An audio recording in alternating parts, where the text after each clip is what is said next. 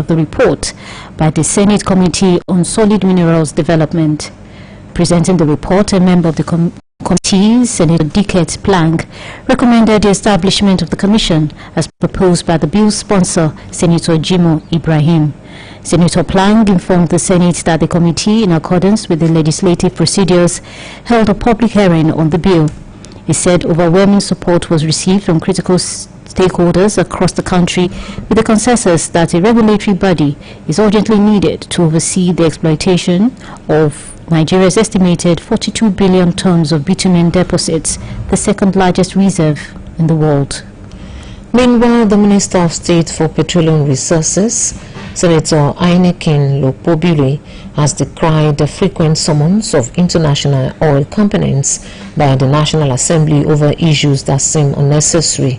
Senator Lokpobiri said, more often than not, such actions send a wrong message abroad, threaten investor confidence and undermine Nigeria's economic stability. He stated this while declaring open the ongoing Nigeria Oil and Gas Conference and exhibition tagged NOG 2025 in Abuja. The minister faulted the lawmakers for summoning oil companies over issues dating back nearly 2 decades without first consulting the Ministry of Petroleum Resources for clarification. He explained that summons regarding procurement quickly escalate to the global headquarters, creating reputational and regulatory concerns that may lead to capital flight or stored investment. The House of Representatives today resolved to step down all bills transmitted from all the Senate for concurrence. This follows what the lawmakers described as consistent disregard by the Red Chamber for over 140 House-originated bills awaiting Senate action. During the heated debates on the undue delay of bills transmitted to the Senate for concurrence, the House stepped down 2 bills sponsored by Senate leader Senator Bamidele Okpeyemi. The Speaker of the House of Representatives, Tajuddin Abbas, described the development as worrisome, saying 146 bills are with the Senate. The Speaker appealed for calm but aligned with the lawmakers' concerns. Former Senate President David Mark and ex-Osun State Governor Rauf Aregbesola have emerged the interim chairman and secretary of the African Democratic Congress, ADC. The ADC is the coalition platform being positioned against President Bola Tinubu ahead of the 2027 elections. It was gathered that leaders of the opposition coalition unanimously agreed on Senator Mark and ex-Governor Aregbesola as at a meeting of the party held on Tuesday night in Abuja. It was further revealed that former Minister of Sports Bolaji Abdullahi was named interim National Publicity Secretary. It was also learned that the ADC and its newly constituted leadership will be formally unveiled in Abuja on Thursday. In the meantime, a faction of the African Democratic Congress, ADC, has rejected the adoption of the party by the coalition of opposition politicians led by former Vice President Atiku Abubakar. The party's factional National Publicity Secretary, Musa Issa Matara, in a statement accused opposition politicians of hijacking the party, stating that the ADC is not a private coalition platform. He claimed that the party's state executives, youth and women leaders, and ward coordinators were not involved in the conversation that led to the adoption of the party by the coalition leaders. Mr. Matara said the party is warning those coming in as part of the imposed arrangement to be mindful of some few individuals attempting to sell out the soul of the ADC for personal gain. He added that the ADC is not for sale as the party belongs to members, not political merchants or elite deal makers. Similarly, a group within the African Democratic Congress has rejected the appointment of former Osun State Governor Rauf Aregbesola as the party's interim national secretary, describing the move as unconstitutional and lacking legitimacy. The group, which identifies as concerned stakeholders of the ADC, includes youth and women leaders, state executives and ward coordinators. It made its position known in a statement signed by its party's National Publicity Secretary, Dr. Musa Matara. It described it as an appointment that lacks due process, transparency, and the broad based legitimacy expected in a democratic political party.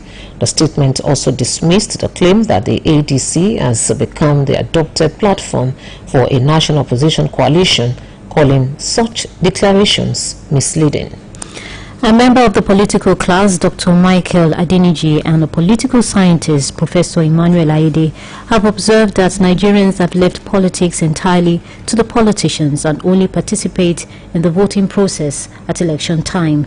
They listed this as one of the key reasons politicians never consider the electorate important in the process of governance. Dr. Adeniji and Professor Ayede stated these while discussing political parties' eternal crisis on the BCOS Current Affairs Breakfast Program, AM 120. Our reporter, Fedora Afolabuye, monitored the program and compiled this report.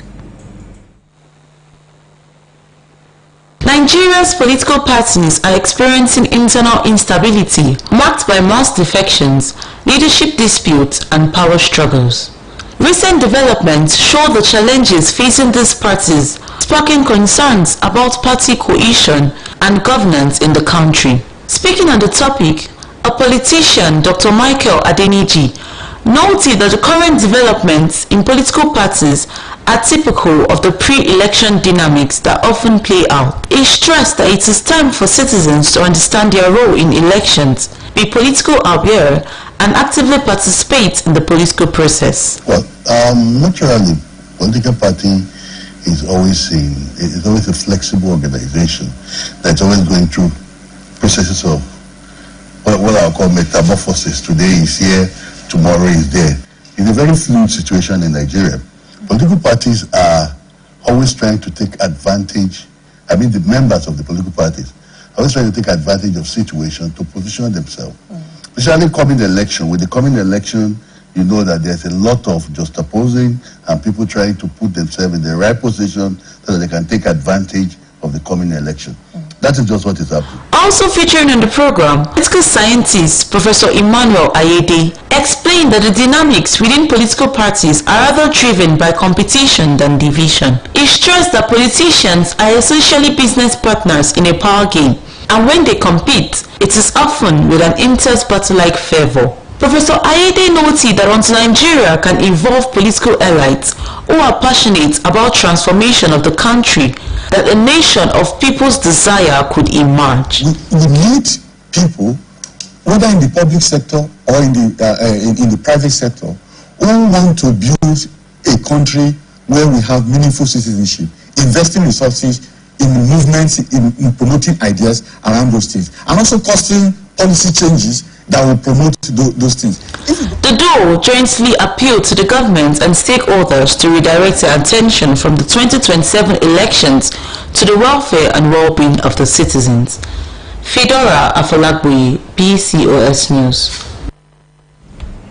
Members of the Oyo State Advisory Council have commended Governor Seyi Makinde for the quality and pace of work on the ongoing Ibadan Circular Road project. The commendation was given during an inspection tour of the project site, where the council members also expressed satisfaction with the standard of construction. Details are presented by Governor's Office correspondent Oluyole Sulaiman. Members of the Oyo State Advisory Council, led by the chairman, Chief Bolaji Ayorinde, SAN, on Wednesday, embarked on an inspection tour of the Ibadan Circular Road project. The team was conducted around the project site by the State Commissioner for Works and Transportation, Architect Mojid Ubojubola. The tour began at the Lagos-Ibadan Expressway axis of the project and concluded at the Ibadan Expressway section.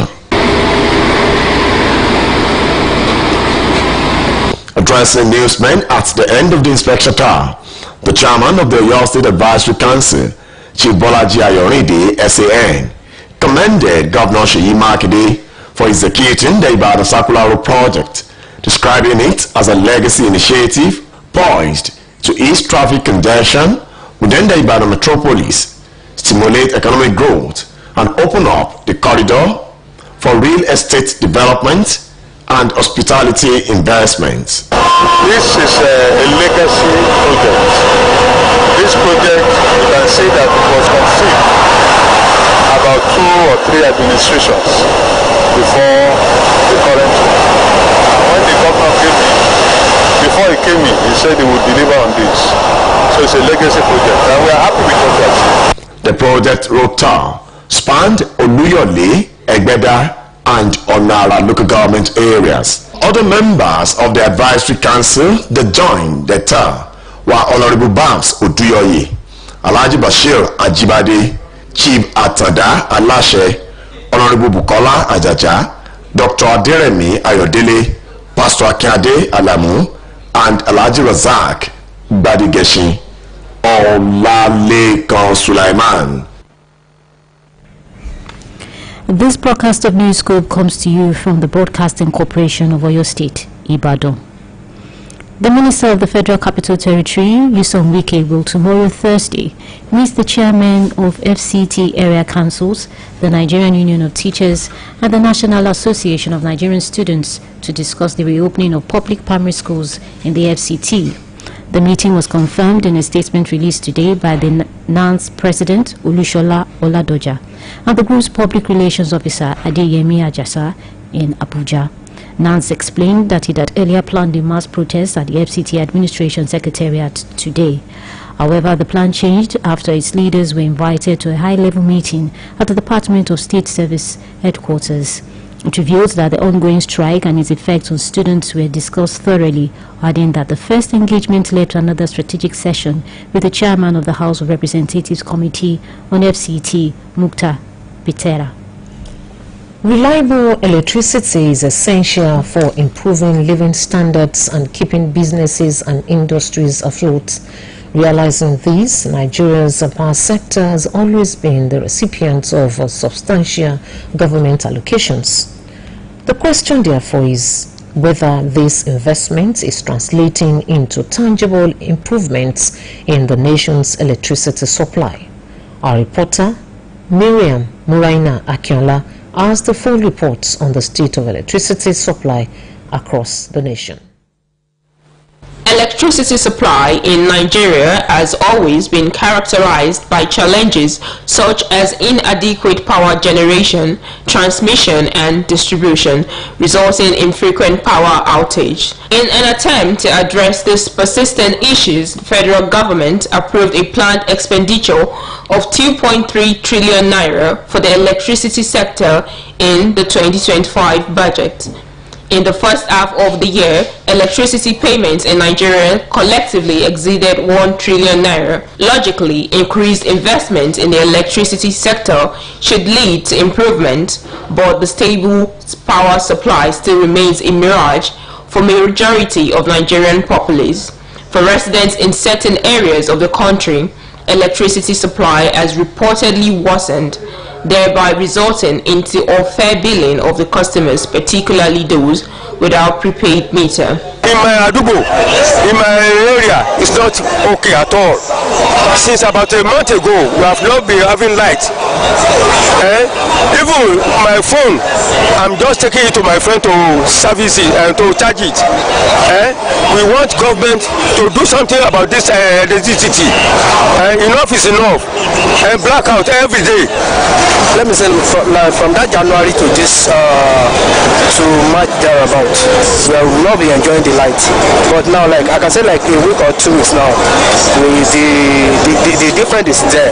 Nigerians in uptown areas have reportedly enjoyed more consistent access to electricity, often boasting a significant 10+ hours of power supply. In our area where I do work, electricity is at least I can give 70% improvement, but where I live, it's not like that. The light is very, very good now.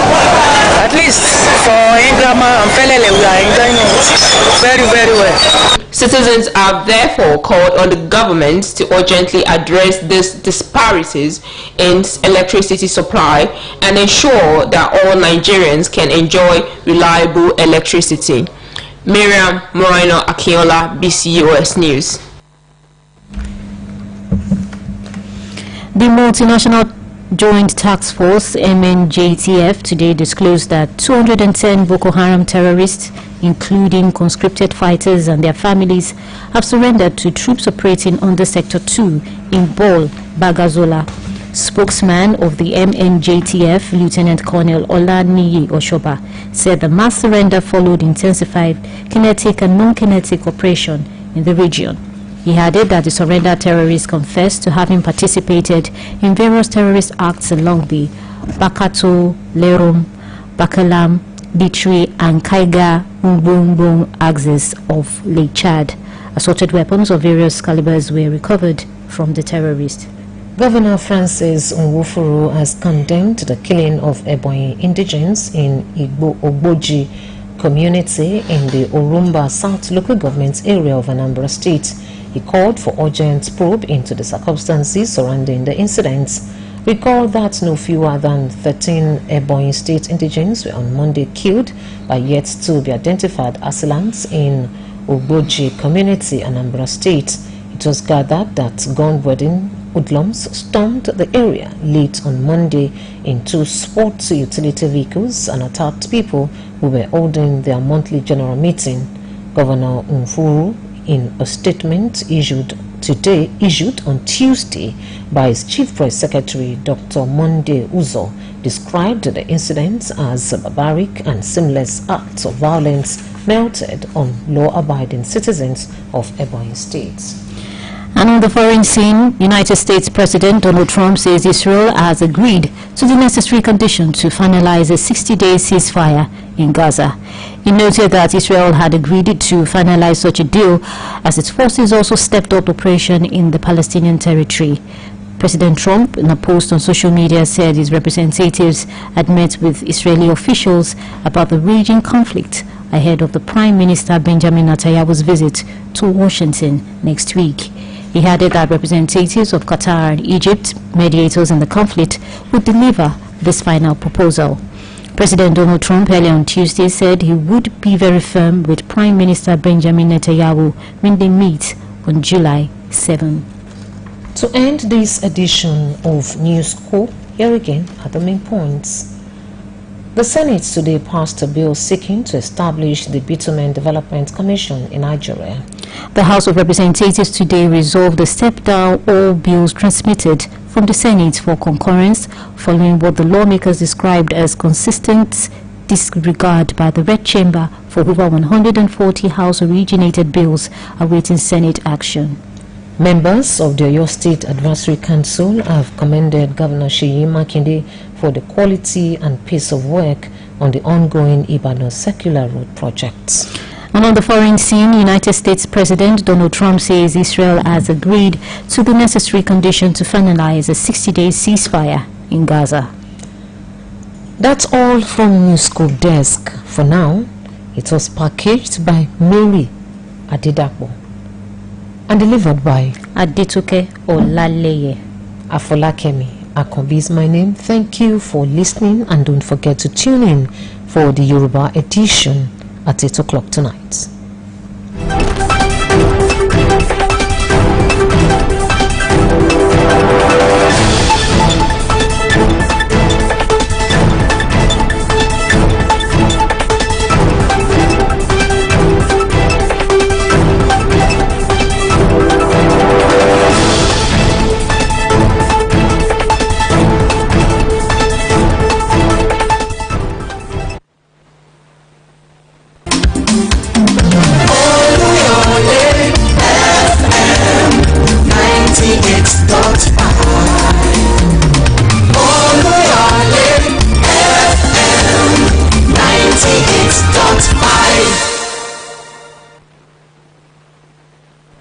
Oluyole FM. Unjalala. Unjatoroto. Oluyole FM. Okileleti. Oluyole FM. Obangadogba. Kirisi. Yoma wele. Oja garaga. Ni fana oluko inteto. Tonreti royin. Ni yoba. Ajidala bisu elu. Fika fabelate. 98.5 FM. Ìkòkò ọbẹ̀ fún gbogbo ẹlẹgbẹ́ tó kù. máa gbọ́rọ̀ rọ̀.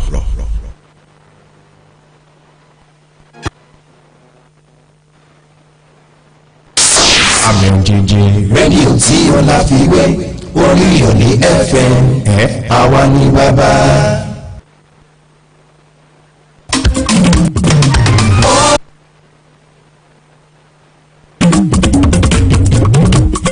ọ̀pọ̀ ti sún ṣẹ̀dẹ̀ rí bó ṣe wá mọ́lẹ̀ kedere fẹ́ni tó ti gbọ́ kó sọ fẹ́ni tí ò gbọ́ PCOS bàbá wa lágbà adìyẹ ẹ̀sìn tó síwájú ó ti gbàpò kíni náà tó bá fẹ́ polówó ọjà kájẹ́ bó bàjẹ́ kàn sí wa ní room 2 tó fi dé room 6 commercial department PCOS nílé agbèdè ẹ wúra wọ PCOS ọ̀pọ̀ ti sún ó fakọyọ ó tún kíá gan.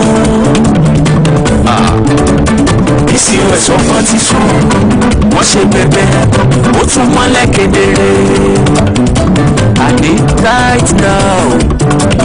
PCOS ọ̀pọ̀ ti sún ó fakọyọ ó tún kíá gan. nísìnyí PCOS ọ̀pọ̀ ti sún wọ́n ṣe bẹ̀bẹ̀ ó tún mọ́lẹ̀ kedere.